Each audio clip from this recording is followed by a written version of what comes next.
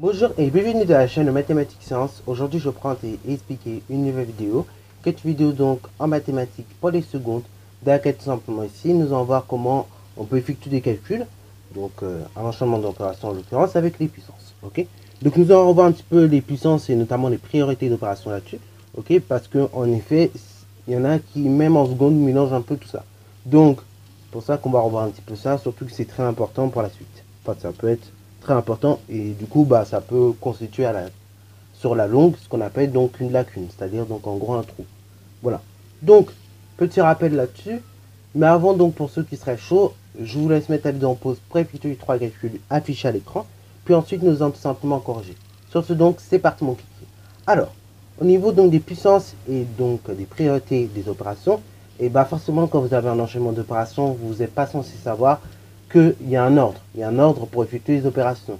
Et donc, je vais vous redonner la règle, et plus précisément l'ordre dans lequel il faut effectuer les opérations. Donc, dans un enchaînement d'opérations, dans un premier temps, on va effectuer tout simplement des calculs entre parenthèses. Ok. Donc, dans tous les cas, que vous ayez un calcul, que ce soit une addition, une soustraction, une multiplication, une division, ou même un calcul de puissance, si ce calcul-là est entre parenthèses, c'est ce calcul-là qu'on doit effectuer en priorité. Ok. Par exemple, dans le calcul B, on verra que 4 plus 7, malgré le fait que ce soit une addition, et comme 4 plus 7 étant entre parenthèses, dans ce cas-là, c'est cette opération-là que j'effectue.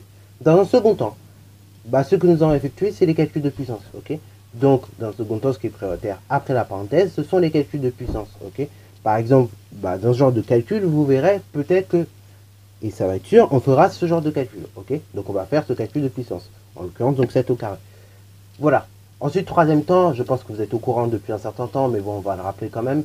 Dans un troisième temps, ce qui est obligatoire, ce sont les multiplications et les divisions. Ça, vous connaissez bien depuis la 6e. Hein, voilà.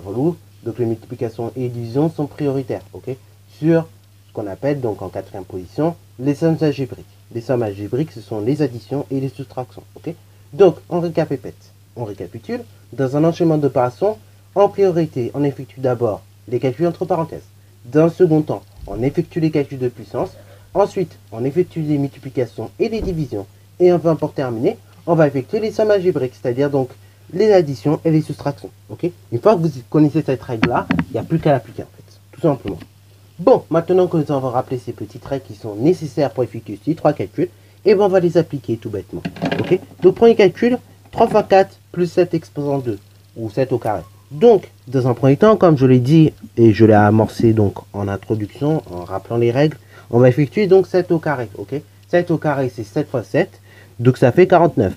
Après, je recopie ce qui me reste devant, donc en l'occurrence 3 fois 4, ok. Bon, j'ai 3 fois 4 plus 49, donc là, attention, il y en a beaucoup qui seraient tentés à effectuer 4 plus 49, et non, là, c'est une grosse erreur que vous effectuez. En priorité, c'est la multiplication qu'il faut effectuer. Quand vous avez une multiplication et une addition, c'est la multiplication qui est prioritaire. Donc, on effectue 3 fois 4, 12. Et 12, je ajoute cela 49. Et donc, A est égal à 61. Ok. Voilà. Donc, vous voyez, une fois qu'on connaît les règles, vraiment, ça va très très vite, hein, ce genre de calcul. Surtout que je ne donne pas des chiffres très gros. Mais vous voyez que quand on connaît les règles, ça va vite.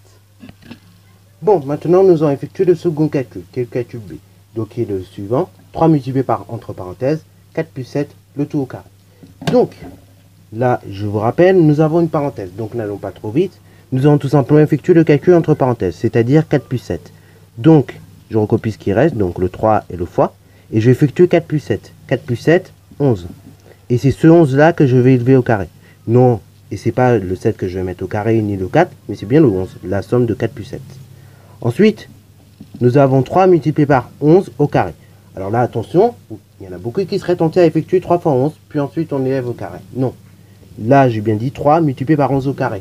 Les calculs de puissance sont prioritaires par rapport à la multiplication. Dans ce cas-là, je vais effectuer 11 au carré. Donc, je recopie le 3 et le fois. Et donc, on va effectuer 11 au carré. 11 au carré, ça fait tout simplement 121. Alors, petite parenthèse, au niveau de ce qu'on appelle les carrés parfaits, c'est-à-dire donc le carré d'un nombre entier, vous devez être opérationnel au moins sur les carrés de 1 jusqu'à 144. Ok. Vous devez connaître les carrés parfaits, au moins de 1 jusqu'à 144, comme ça au moins, ça vous permet d'effectuer des calculs assez rapidement. Bon, maintenant il nous reste 3 multiplié par 121.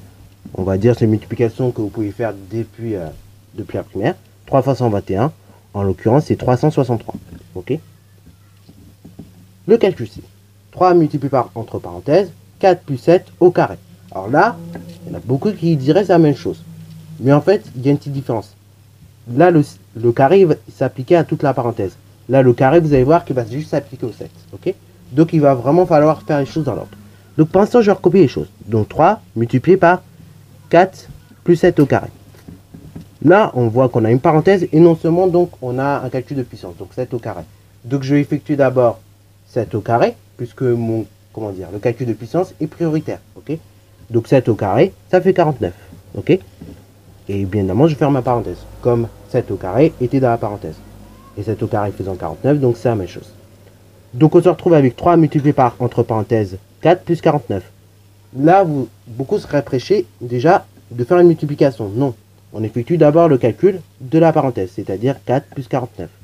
Autrement dit, donc, ça nous donne 3 multiplié par 53. Et 3 multiplié par 53, ça donne 159. Ok? Voilà.